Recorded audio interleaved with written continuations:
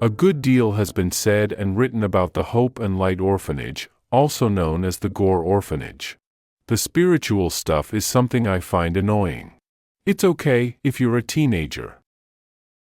But adults who like to recount these untruths do themselves and the truth a big disservice. The whole story, which embraces biographical details of the orphanage managers, John Abraham and Katrina Sprunger, is hardly an uplifting story. But what it hopefully does is shine a bright light on how it came about, what actually took place, and the biggest question of all, why? Even without the spirit of someone's long-lost uncle haunting the Vermilion River Valley, the true story of the Hope and Light Orphanage is intriguing.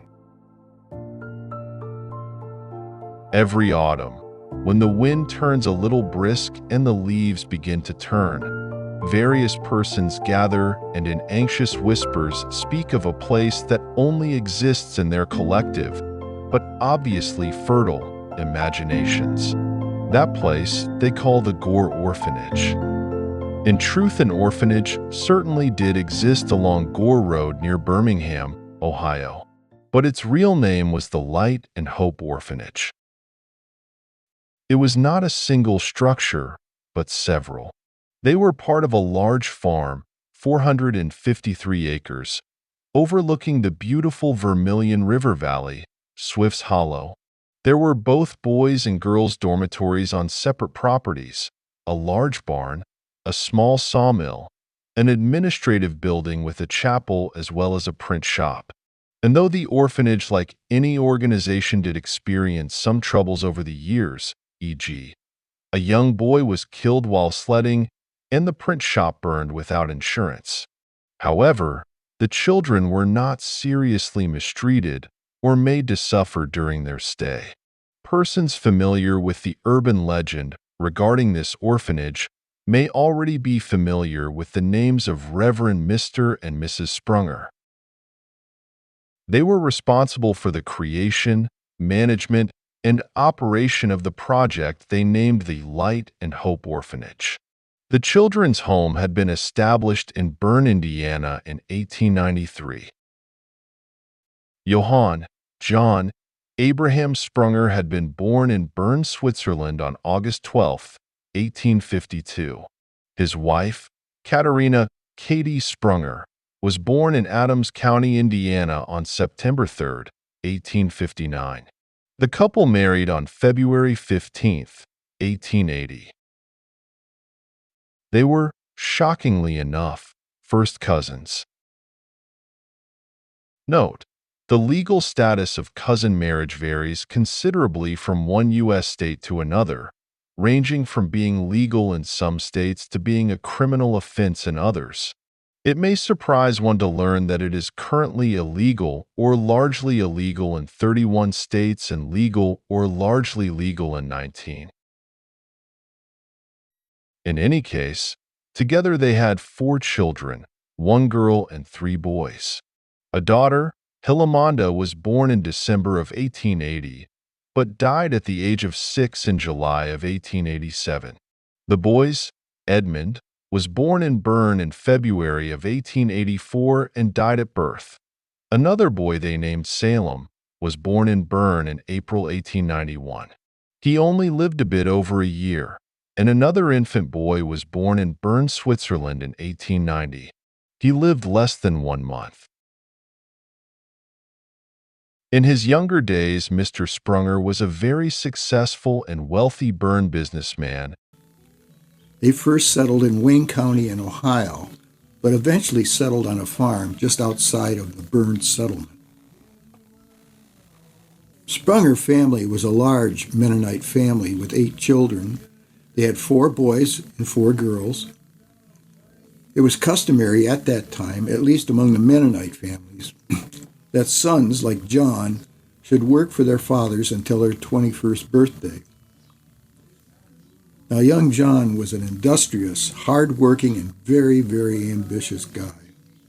He was also impatient, but he wasn't disrespectful.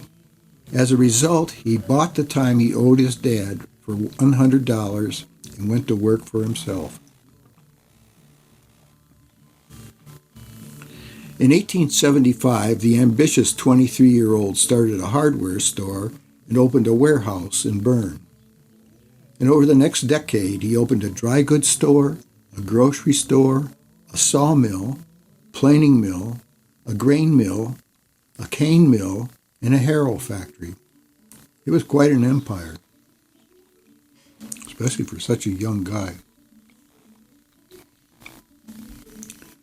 Then on September 12, 1888, the entire complex went up in smoke.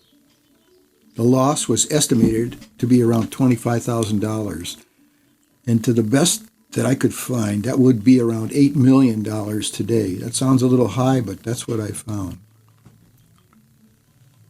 Now, Sprunger held no insurance on the property. Whether he thought it was too expensive or believed that his good faith would protect his holdings isn't known. But the loss, though it didn't include all that he owned, was significant, obviously. And by all indications, he was not inclined to ever insure any of his future holdings or ventures. I found that surprising.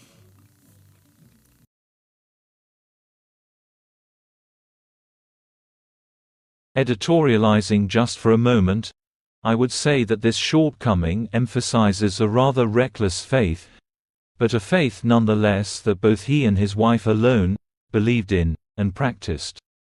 It seems to have been a sort of hybrid theology, one that combined various Pentecostal, Christian Missionary Alliance, evangelical, and Anabaptist thoughts, etc. It was sort of a cherry-picking theology that, in essence, only they ever really understood completely. It is not so much the faith itself. They were in fact Christians. It was rather the practices they embraced as an expression of that faith. Some people considered them radical or charismatic, and those apparently were some of the nice descriptions of them. But in 1888, after the death of their first child Hilamanda, he apparently felt a need to surrender himself fully to the work of God. So, in 1889, he started out on a mission. The couple left Bern, going to Tennessee to visit an uncle. There, Sprunger, although not yet ordained, gave his first sermon. They then traveled to Europe, and he was ordained in Switzerland. While in Europe, they became aware of the Mennonite deaconess movement, i.e., a non-ordained ministry for women who were trained to act as nurses and social workers. The Sprungers felt it would be a good Christian service to carry back to Bern, Indiana, and surrounding states. Upon their return to Indiana, their local Mennonite community rejected the idea. Consequently, they began to work on their own version of the movement, assisted by some local women, as well as several other deaconesses who had migrated to Bern with them from Switzerland. After their training, the women, called deaconesses or sisters, went to work in Chicago.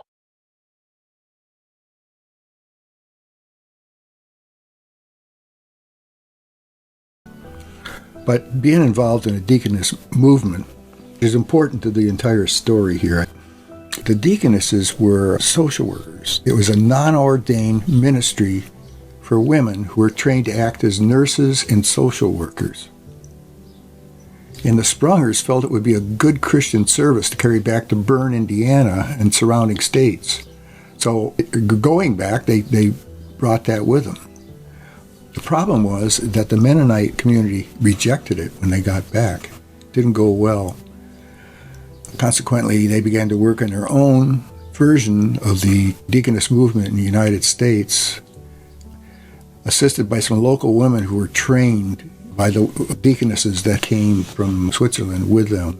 So after the training, the women who were called deaconesses or sisters, they went to work in Chicago. Sprunger's mission was officially then known as the Light Hope Missionary Society. Soon afterward, they established another place in Evansville, Chicago, Detroit, and Cleveland. The deaconesses worked for room and board. The hospitals, or the homes, were as strictly undenominational, but I'd call it non-denominational. and they were open to all except those with contagious diseases. Well, I guess that makes sense.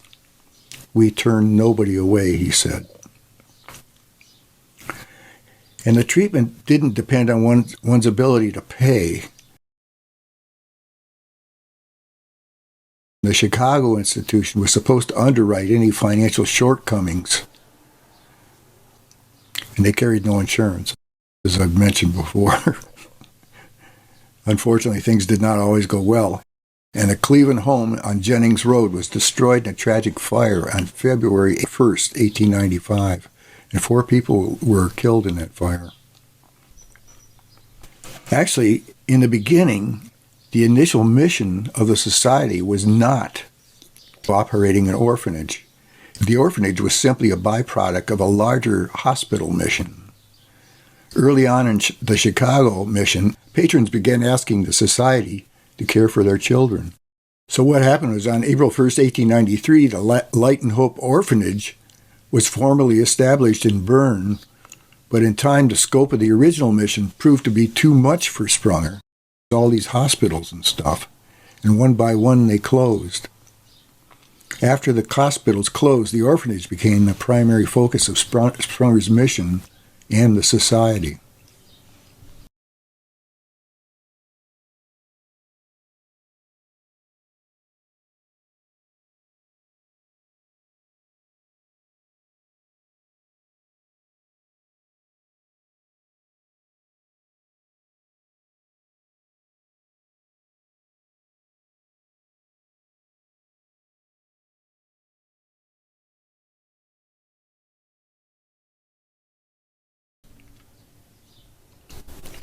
By 1903, the number of orphans had substantially increased. The quarters used to house them were found to be wanting, and there were few activities available for the children around Bern. Adding to these problems was another devastating fire at the Bern Girls' Home in April of 1899. It took the lives of 3 young girls. In retrospect, both the psychological and financial stress created by all these losses must have been terrific. So in November of 1903, Sprunger moved the orphans into a large farm he purchased near Birmingham. I think the next logical question is why Birmingham? Why Florence Township? Why Henrietta Township? At the time, there were a lot of people who had settled in that area, and they were all of Swiss descent. If you look back through all the records, you'll find that there were several cheese-making factories. One, of course, we know of in Axtell. One was in Brownhelm, for sure. And I assume there was also one in Birmingham. And if you look at some of the names of the people who lived in that area, most notably, to me anyway, is the last name of Baumann. They were of Swiss descent. And Ledrich, or Ledrach, I'm not sure how you pronounce that exactly. But those names are all Swiss names. So there were Swiss settlers in the area, and that may be where the idea that would be a place for an orphanage. I assume that John Sprunger knew someone from that area. Sorry about the train. But I think it's logical to think that he somehow connected with people who had settled in that area of Swiss descent, and that's how they ended up in that Birmingham area. I've been asked the question, where did these children come from? It's a good question, but it's hard. It's hard to answer. It can be complicated because in some cases they came from broken homes where a single parent was just unable to care for them. In other situations, it could have been that the parents had died and there was no one left to care for them. And sometimes the parent or parents were just too ill to take care of them. And then there were cases where a parent was an alcoholic, a drug addict, or a prostitute, and it was not a real good environment in which to raise a child. On the screen is a list of some of the children that were in the orphanage in 1910. It shows their ages and where they came from.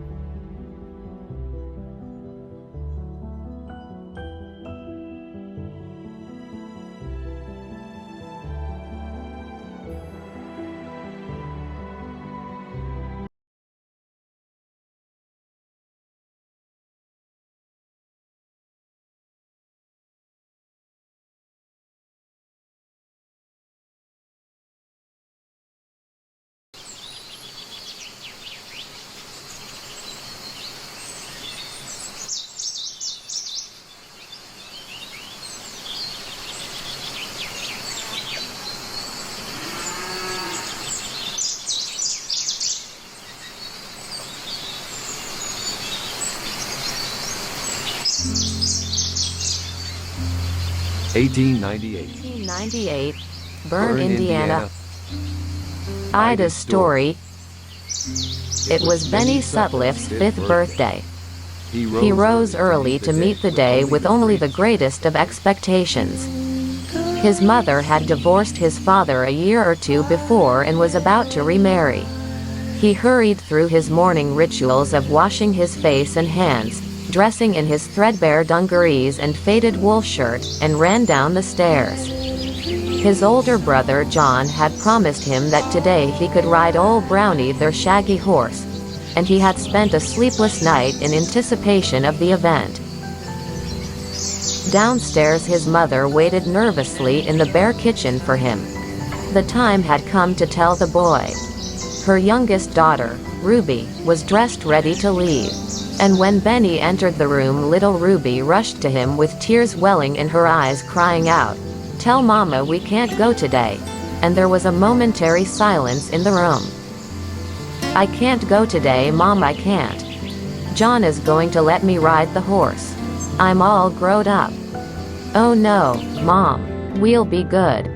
Mr. Bowens won't even know we're here." But to no avail. The die had been cast. Mr. Bowens was his mother's betrothed and had 2 young children of his own.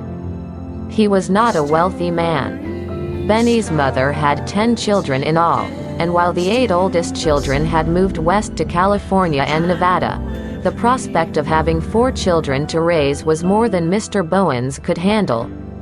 Or perhaps it was more than he wanted. Mrs. Sutliff's distress was almost as evident as her son's, and she held out her arms to him. But Benny backed away with tears rushing to his dark eyes. The little round-topped trunk by the door, and the sight of Old Brownie hitched to the top buggy at the back porch convinced him that any further pleading would be useless. The horse that was to have made his birthday so wonderful would instead carry him and his little sister into a life of misery at J.A. Sprunger's orphanage. Benny, though only 5, vowed to himself that he would never speak to his mother again. 10 years would pass before he would break that silence.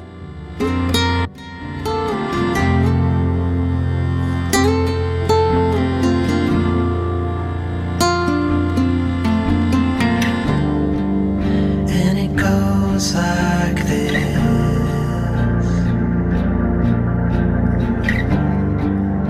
And it goes like this.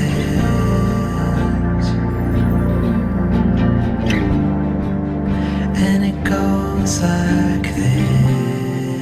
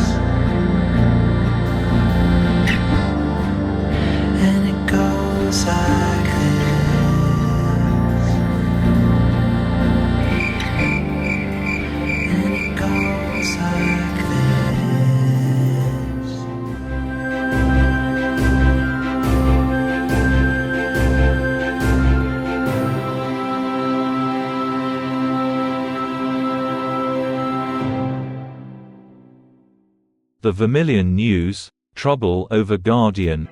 Thursday, January 21, 1909.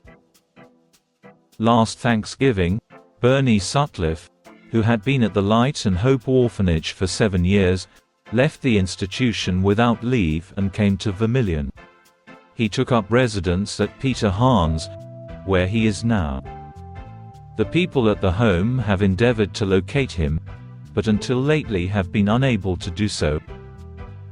This week, the home authorities made application to Judge Hinman of Lorain County for the appointment of a Mr. Boyd, who was at the home as guardian, without giving the boy an opportunity, it is alleged, of making any choice as allowed by law, he being 14 or 15 years old.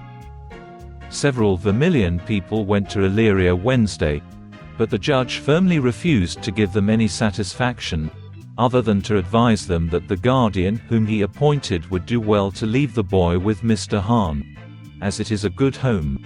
A rehearing of the case was asked, but without any result. It is alleged that things are not what they should be at the home. The boy in question complains of ill treatment at the hands of those in charge. This is not the first time such allegations have been made, and it is reported that another boy is in or near Vermilion, having run away as well. Some are of the opinion that an investigation is in order.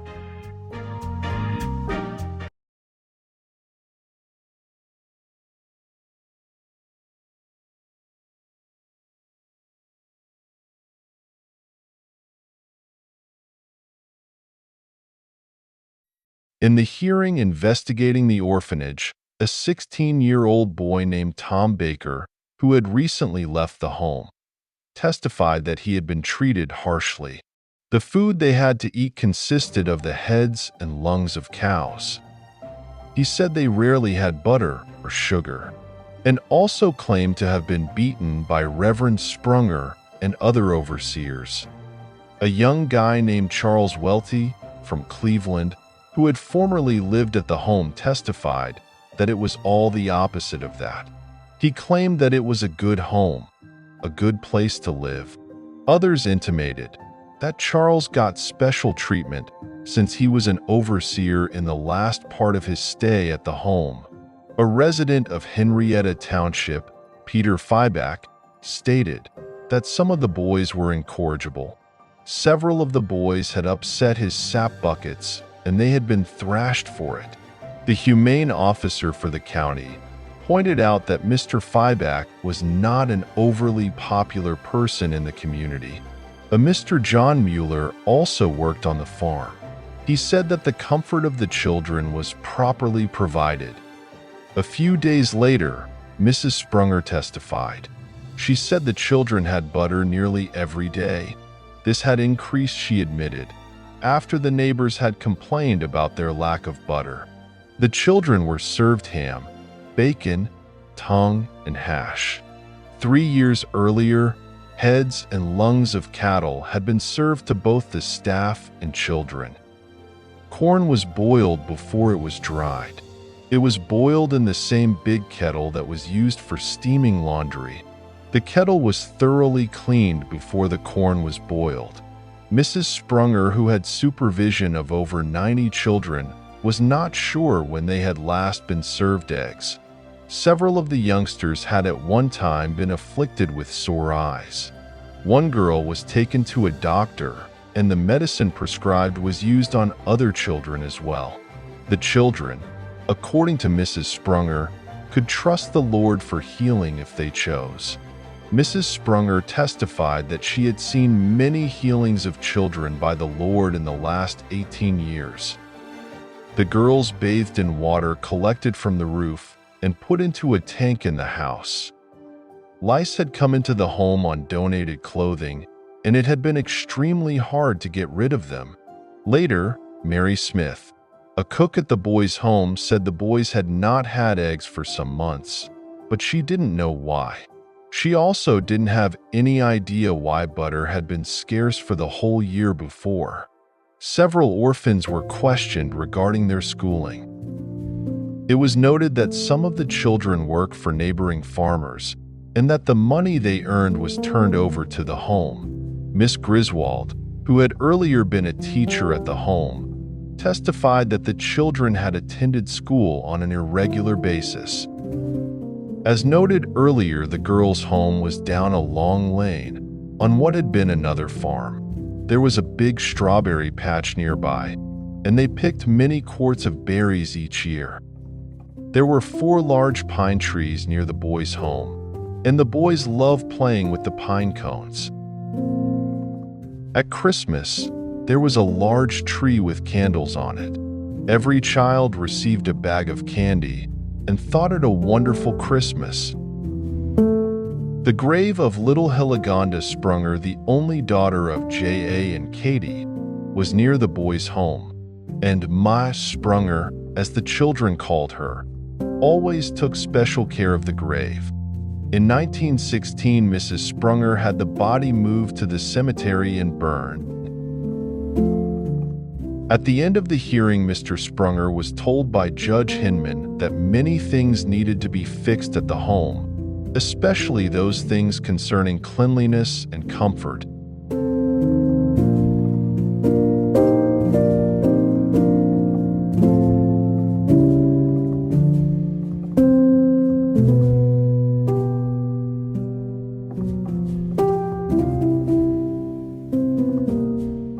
The society bought 4 homes containing between 5 and 600 acres of land. The buildings and the farms were but very little help, as they were small and old. The first thing we had to do was to erect new buildings and accommodate a family of from 125 to 150 people. So the plant costs at present $60,000. This will include some improvements that has to be made at once. $45,000 of this paid, and $15,000 still remains unpaid, for which we pay 5% interest. Some people think a big farm like this ought to be able to support a big family at the orphanage. I thought so myself, but I find it's impossible. This will give us about 4 acres to support one person. And at that rate, a family of 5 persons ought to be able to support themselves with 20 acres. We are saving all we can, and all give their time to the home without salary. All they get is their living, the necessary clothes and daily bread. Our deaconesses cost us less than $10 a year. Besides the deaconesses, we have from 4 to 6 men for the farm work. They also freely work around the farm, and all they get is their clothes. Our schools take 4 teachers, as we have 4 schools, and they do their work free. We would have to pay salaries, our expenses would be twice as high as they are. The children are educated about the same as in the average school in the country. They attend the school from age 6 to 15 years. And those that are more gifted and desire more education are sent to school outside the home school. Children are received as before mentioned, regardless of any church creed or denomination, and probably half of them come from such parents as do not attend any.